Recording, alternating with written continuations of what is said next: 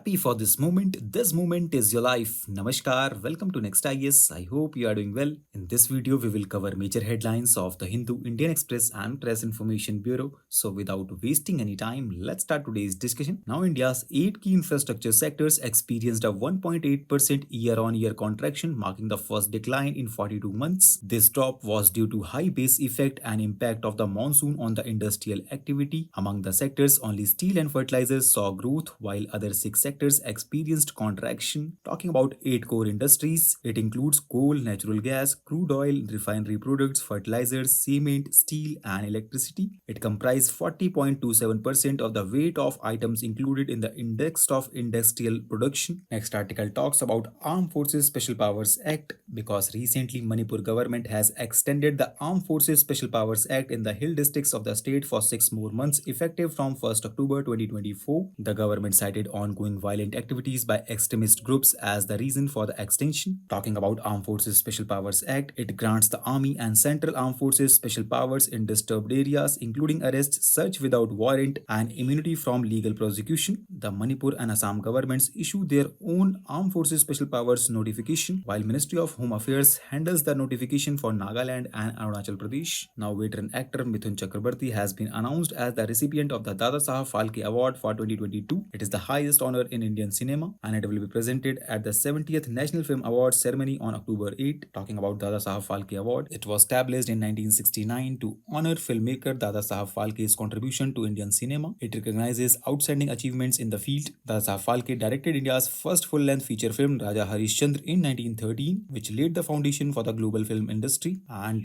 friends, the first recipient of the award was Devika Rani, known as the First Lady of Indian cinema and key figure behind early successful films through her production house Bombay Talkies. Now, India's current account deficit increased slightly to $9.7 billion in Q1 of the financial year 2025. Talking about current account deficit, it reflects the saving and investment gap representing reliance on foreign saving. Emerging market economies face challenges of using foreign saving to boost domestic growth without creating long-term external payment imbalances. However, current account deficit does not automatically lead to GDP growth, as it impacts depends on the factor contributing to the deficit. According to recent report by the European Union's Copernicus Marine Service, the rate of ocean warming has nearly doubled since 2005 due to human-caused climate change. Oceans covering 70% of the Earth's surface have absorbed 90% of the excess heat trapped by greenhouse gases since 1970. This warming drives extreme weather events like storms and hurricanes, and in 2023, over 20% of the world's ocean experienced severe to extreme marine heat waves impacting marine life and fisheries. Next article focuses upon Annual Survey of Industries for 2022-23, which was recently released by Ministry of Statistics and Program Implementation, and it revealed a 7.5 increase in employment in manufacturing industries. The total number of factories also rose from 2.49 lakh to 2.53 lakh, indicating a full recovery post COVID-19. However, employment in informal sector dropped by 1.5%. Now, according to recent study by researchers from National Center for Biological Sciences and Indian Institute of Sciences, the Indian elephants migrated from north to south over millennia, resulting in a progressive loss of genetic diversity within each migration. Talking about elephants, they are the Earth's largest land animals and highly intelligent. There are 3 species of elephant, which includes African savanna, African forest, and Asian. African savanna elephant is the largest elephant species. IUCN Red List of Threatened Species classifies Asian elephant and African savanna elephant as endangered species, and African forest elephant is classified as critically endangered. And